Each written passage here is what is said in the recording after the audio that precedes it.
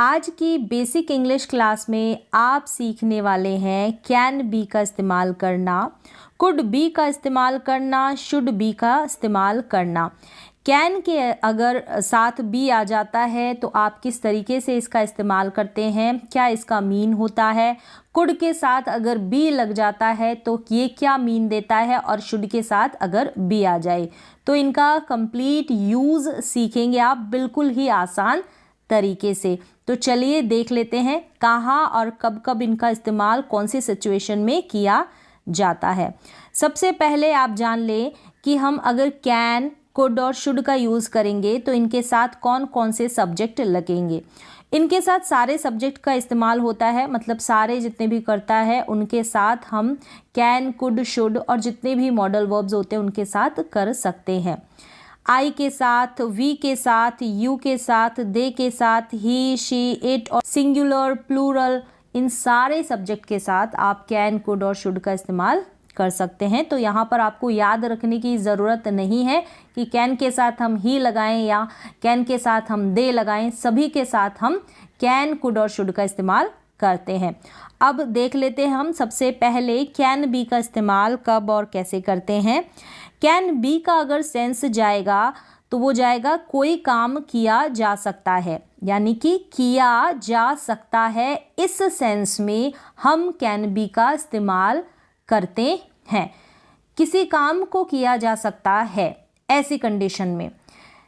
सबसे पहले स्ट्रक्चर देख लें। आपकी स्ट्रक्चर पता होना चाहिए कि किस फॉर्मूले की बेस पे आप वाक्य बनाएंगे। सबसे पहले आप लिखेंगे सब्जेक्ट और फिर कैन बी। बाद में अगर किसी काम की बात की जाती है, ध्यान रखें काम की बात बोल रही हूँ, काम मतलब कि क्रिया। क्रिया मीन्स कि वर्ब की बात की जाती है। अगर वाक्य में वर्ब आएगी कैन बी के साथ, क्रिया आएगी, तो वो आप वर्ब की थर्ड फॉर्म का इस्तेमाल करेंगे, यानी कि क्रिया का तीसरा रूप। जैसे गो, वेंट, गॉन। गॉन तीसरा रूप है, थर्ड फॉर्म है गो की, तो यहाँ पर गॉन का यूज़ किया जाएगा। इस तरीके से ये फॉर्मूला स्ट्रक्चर बनेगा।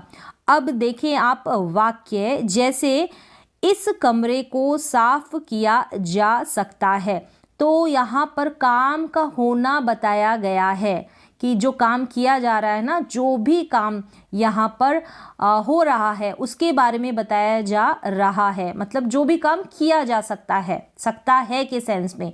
तो इस कमरे को साफ किया जा सकता है, यहाँ पर ऐसे नहीं बोला जा रहा कि मैं इस कमरे को साफ कर रही हूँ या तुम इस कमरे को साफ कर रहे हो या फिर वे इस कमरे को साफ कर रहे हैं।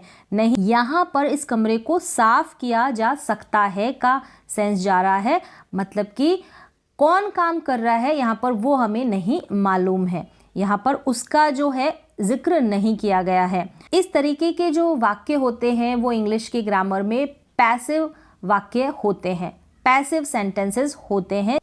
तो सेंटेंस देखें, जैसे कि दिस रूम। सबसे पहले यहाँ पर हम ऑब्जेक्ट की बात करते हैं, तो ऑब्जेक्ट को ही हम सब्जेक्ट के रूप में इस्तेमाल करते हैं, मतलब कि जिस पे काम किया जाता है। तो इस कमरे पे काम किया जा रहा है ना, मतलब इस कमरे को साफ किया जा रहा है, तो दिस रूम। फिर लगाया हमने कैन बी, फॉर्मूले के हिसाब से देखें सब्जेक्ट है यहाँ पर दिस रूम और कैन बी, फिर हमने लिखा कैन बी और वर्ब की थर्ड फॉर्म, यानी काम क्या हो रहा है, सफाई का, तो क्लीन का क्लीन्ड हो गया। This room can be cleaned, इस कमरे को साफ किया जा सकता है। एक और वाक्य देखें, जैसे कि कपड़े धोए जा सकते हैं। कपड़े को धोने का जो काम है उसके बारे में बात की जा रही है, यानी कि कपड़े धोए जा सकते हैं। मैं कपड़े धो सकता हूँ ऐसा सेंस नहीं जा रहा है यहाँ पर, तो कपड़ों को धोने की बात कही जा रही है। तो सबसे पहले हम सब्जेक्ट क्या है, यहाँ पर कपड़े हैं, ठीक है, कपड़े यहाँ पर सब्जेक्ट है शुरुआत में जिसकी बात की गई है, तो क्लोथ्स। फिर हम लिखेंगे कैन बी, जो भी हमारा फॉर्मूला था कैन बी, और फिर उसके बाद वर्ब की थर्ड फॉर्म वॉश का वॉश्ड, यानी कि धोने का काम यहाँ पर किया जा रहा है, तो धोए यहाँ पर वर्ब की थर्ड फॉर्म है। क्लोथ्स कैन बी वॉश्ड, कपड़े धोए जा सकते हैं। तो इस तरीके से जो जो काम किए जा सकते हैं ना, उनको आप इस स्ट्रक्चर की हेल्प से, इस फॉर्मूले की हेल्प से बना सकते हैं। नेक्स्ट यूज़ देख लें, दो यूज़ यहाँ पर आप देखेंगे।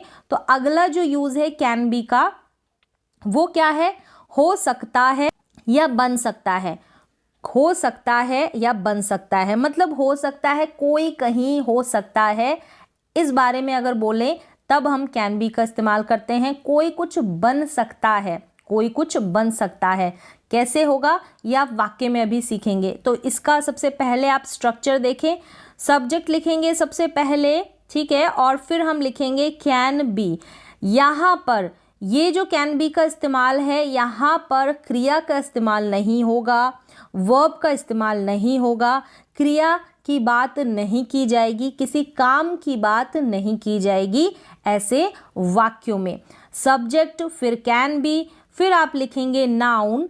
नाउन का मतलब क्या होता है, संज्ञा। जो भी चीज़ आपके आसपास नज़र आ रही है वो सभी क्या है, नाउन है। जैसे कि table, chair, bat, book, pencil, ये सब क्या है, नाउन। तो नाउन का इस्तेमाल किया जा सकता है इसमें।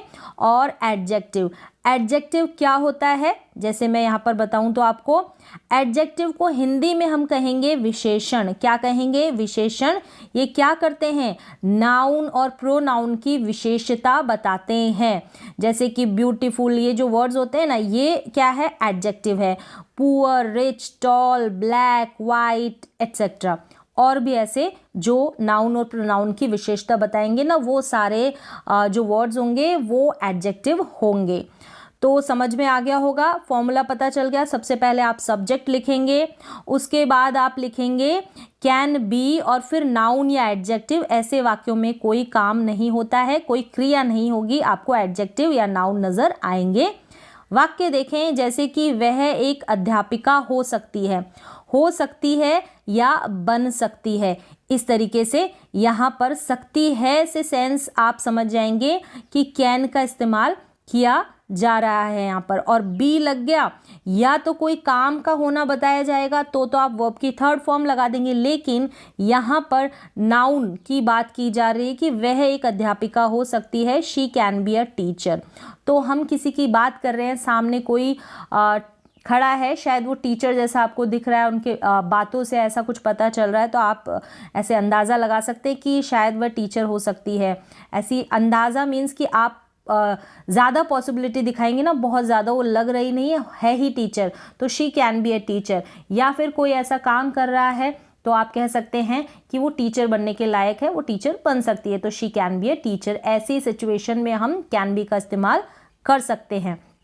समझ में आ गया, वह एक अध्यापिका हो सकती है, she can be a teacher. अब अगला वाक्य क्या है, वह सुंदर हो सकती है। ऐसी कंडीशन, सिचुएशन, परिस्थिति के हिसाब से हम बोलते हैं कि वह सुंदर हो सकती है, तो she can be beautiful, she can be beautiful. तो ब्यूटीफुल यहाँ पर एडजेक्टिव है। तो ऐसे वाक्यों में भी हम कैन बी का इस्तेमाल करते हैं। दो तरीके से यहाँ पर मैंने आपको कैन बी का इस्तेमाल करना बताया है। पहला तो जिसमें कोई काम किया जा सकता है ऐसी सिचुएशन में, और दूसरा कि कोई कुछ बन सकता है, या फिर कोई कुछ हो सकता है, या फिर कोई कहीं पर हो सकता है। ऐसे सेंटेंसेस में हम कैन बी का इस्तेमाल करते हैं। और यहाँ पर सेकंड यूज़ जो बताया उसमें क्या होगा, वर्ब नहीं होगी, क्रिया या काम नहीं होगा। अब चलते हैं हम अगले यूज़ यानी कि शुड बी के इस्तेमाल की तरफ। शुड बी का इस्तेमाल करते हैं, काम किया जाना चाहिए। तो सेम ऐसे ही कोई काम, अगर शुड का मीनिंग देखें, मतलब कि इसका जो सेंस देखें, मीन देखें, तो वाक्यों में चाहिए से आप पहचानते हैं कि यहाँ पर शुड का इस्तेमाल हो सकता है या होना चाहिए, इस तरीके से। तो ये आप सेंस लेंगे। बी का मतलब यहाँ पर बी लग गया तो कोई काम किया जाना चाहिए का सेंस आ जाएगा, कोई काम किया जाना चाहिए। जैसे कि पहले स्ट्रक्चर देख लें आप, सब्जेक्ट आएगा, फिर शुड बी, और यहाँ पर वर्ब की थर्ड फॉर्म, यानी कि कोई काम की बात हो रही है तो वर्ब की थर्ड फॉर्म लगाएं इस बी के बाद। वाक्य देखें, अंग्रेजी सीखी जानी चाहिए, अंग्रेजी सीखी जानी चाहिए। मुझे अंग्रेजी सीखनी चाहिए ऐसा नहीं आ रहा है यहाँ पर सेंस कि अंग्रेजी सीखी जानी चाहिए। कोई काम किया जाना चाहिए, अंग्रेजी को सीखने का काम किया जाना चाहिए। तो आप सबसे पहले क्या करेंगे, सब्जेक्ट लेंगे। तो सब्जेक्ट क्या है जिस पर काम किया जा रहा है, वो है इंग्लिश। मतलब कौन से काम की बात कर रहे हैं, इंग्लिश के ऊपर काम किया जाएगा।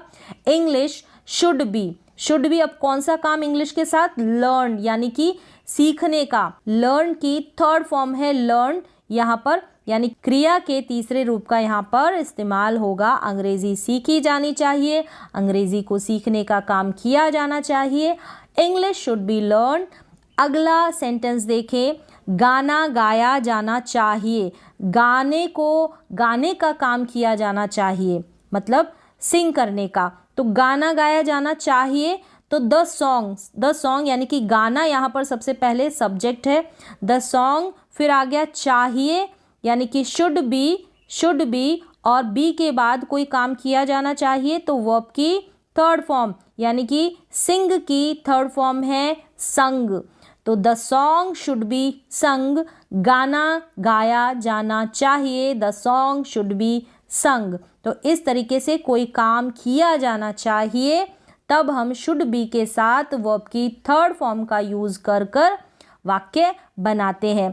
इसी शुड बी का अगला यूज सीखिए, होना चाहिए या बनना चाहिए। होना चाहिए या बनना चाहिए, तो सबसे पहले सब्जेक्ट लिखेंगे, फिर आप शुड बी लिखेंगे, फिर नाउन और एडजेक्टिव। जैसे अभी मैंने आपको बताया नाउन क्या है, एडजेक्टिव क्या है।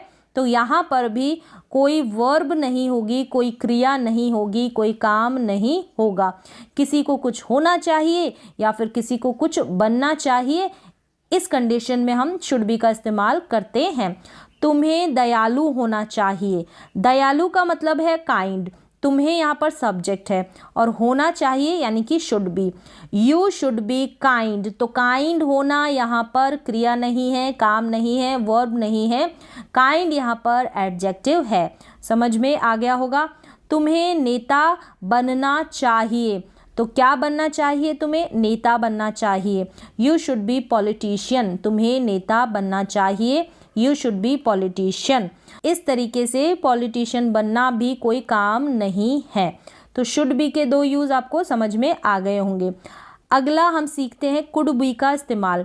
कुड बी का इस्तेमाल कब करते हैं, हो सकता था या बन सकता था के सेंस में। हो सकता था या बन सकता था, कोई कुछ हो सकता था या कोई कहीं हो सकता था या फिर कोई कुछ बन सकता था, ऐसी कंडीशन में।